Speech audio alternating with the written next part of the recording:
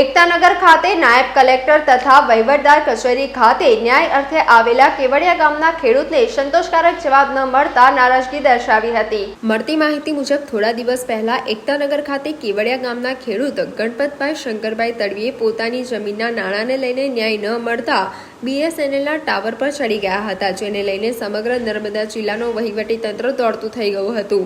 આ ખેડૂતને ન્યાય અપાવવા માટે કચેરીના અધિકારીઓએ ખાતરી આપી હતી અને એક અઠવાડિયાનો સમય તેઓની માંગણીઓને સંતોષવા માટે માંગ્યો હતો, જે અનુસંધાને આજરોજ કેવડિયા ગામના ખેડૂત ગણપતભાઈ શંકરભાઈ તડવી નાયબ કલેક્ટર તથા વહીવટદાર કચેરી એકતાનગર ખાતે પોતાની માંગણીઓના જવાબ સ્વીકારવા માટે આવ્યા, ત્યારે તેઓને જવાબદાર કચેરી દ્વારા સંતોષકારક જોવા મળ્યો ન હતો, જેને લઈ તેઓએ જવાબ સ્વીકાર્યો ન હતો। મહત્વની બાબતો એ છે કે આ ખેડૂત જ્યારે પોતાની માંગણીના જવાબ લેવા માટે કચેરી આવ્યા ત્યારે ત્યાં કોઈ જવાબદાર અધિકારીઓ પણ હાજર ન હતા। માત્ર ને માત્ર આઉટસોર્સિંગ તરીકે ફરજ બજાવતા કર્મચારીઓને જ આ ફાઇલ સોંપી ખેડૂતને આપી દેવા માટે જણાવેલ હતું, જેથી ખેડૂત નારાજ થઈ કચેરીમાંથી બહાર જતા રહ્યા હતા અને જણાવ્યું હતું કે અમારે રજૂઆત કરવી હોય તો કોણે કરવી।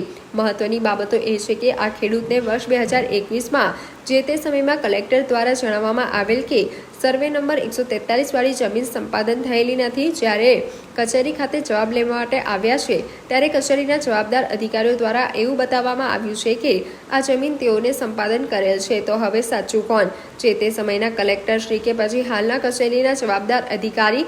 શું આ ખેડૂતને 2021ની સાલમાં પૈસા ચૂકવવા પડે એટલા માટે જમીન સંપાદન નથી બતાવેલ? અને જો હાલના અધિકારી દ્વારા સંપાદન થયેલ બતાવેલ છે તો નાણાંની ચૂકવણી ક્યારે? આ ઘટનાને લઈ ખેડૂત ગણપતભાઈ શંકરભાઈ તડવીએ શું કહ્યું તે સાંભળીએ। હાલ આપણે કેવડિયા એકતાનગર ખાતે નાયબ કલેક્ટર તથા વહીવટદારની કચેરી ખાતે ઉપસ્થિત છે।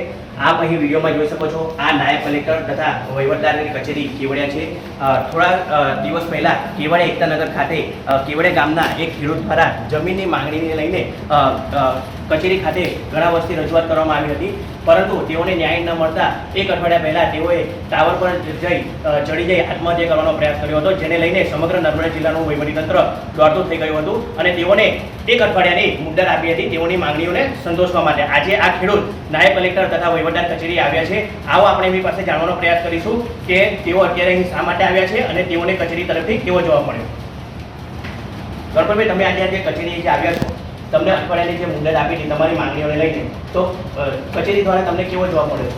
કચેરી તરફથી મને કોઈ સારો જવાબ મળ્યો, બધા ખોટા જવાબ આપ્યા છે। મારું નામ છે ગણપતભાઈ શંકરભાઈ, મને કોઈ સારો જવાબ આપ્યો નથી। જે તે ઓફિસના જે એ છે વહીવટદાર, એમની જવાબદારી રહેશે। જેને આ નોટિસો ફટકારી છે એનો મને કોઈ સીધો જવાબ મળ્યો નથી। એની જવાબદારી જે કર્મચારી આ નોટિસો બનાવી છે અને મને આપે છે ટપાલમાં, મને મંજૂર નથી। તો આ હતા કેવડિયા ગામના ખેડૂત કે જે આજે પોતાની માંગણીઓને લઈને કચેરી ખાતે જવાબ દેવા માટે આવ્યા છે, પરંતુ તેઓ કચેરીના જવાબથી સંતોષકારક નથી। આપ અહીં વિડીયોમાં જોઈ શકો છો, આ છે નાયબ કલેક્ટર તથા વહીવટદારની કચેરી કે જ્યાં કોઈ જવાબદાર અધિકારી પણ નથી, માત્ર ને માત્ર આઉટસોર્સિંગના કર્મચારીઓ જ અહીં કામ કરી રહ્યા છે। હું તમને એ બતાવવાનો પ્રયાસ કરીશ। આ નાયબ કલેક્ટર તથા વહીવટદારની કચેરી છે કે જ્યાં છેલ્લા ઘણા વર્ષથી માત્ર ને માત્ર આઉટસોર્સિંગના કર્મચારીઓ જ કામ કરી રહ્યા છે।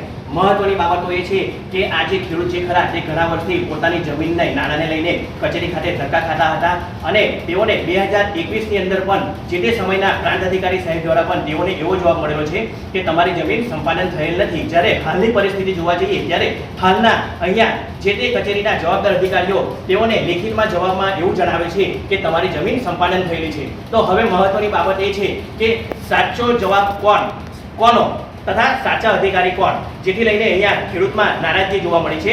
તો આ ખેડૂતને ભવિષ્યની અંદર ન્યાય મળશે કે કેમ તે જોવું રહ્યું। અને અગાઉ જે ખેડૂતે જે આ રીતે આત્મહત્યા કરવાની જે ચીમકી ઉચ્ચારેલી છે, જેને આજે ફરી પણ જણાવેલું છે કે જો મને ભવિષ્યની અંદર મારા મુદ્દાઓને લઈને મને ન્યાય નહીં મળે તો અગાઉ પણ આવું મારે કોઈ ખોટું પગલું ભરવાનો વારો આવશે ભવિષ્યમાં, તો તેના જવાબદાર જે તે કચેરીના જવાબદાર અધિકારીઓ રહેશે। તો હવે જોવું રહ્યું કે આ ઘટનાને લઈને અધિકારીઓની આંખો ઉઘડશે કે કેમ। ગૌતમ વ્યાસ, લોકમત ન્યૂઝ, નર્મદા। સમાચારોના સતત અપડેટ મેળવવા માટે લોકમત ન્યૂઝને YouTube ઉપર સબસ્ક્રાઇબ કરો, બેલ આઇકોન દબાવો અને અમારી સાથે જોડાયેલ રહો ફેસબુક, ઇન્સ્ટાગ્રામ અને ટ્વિટર ઉપર।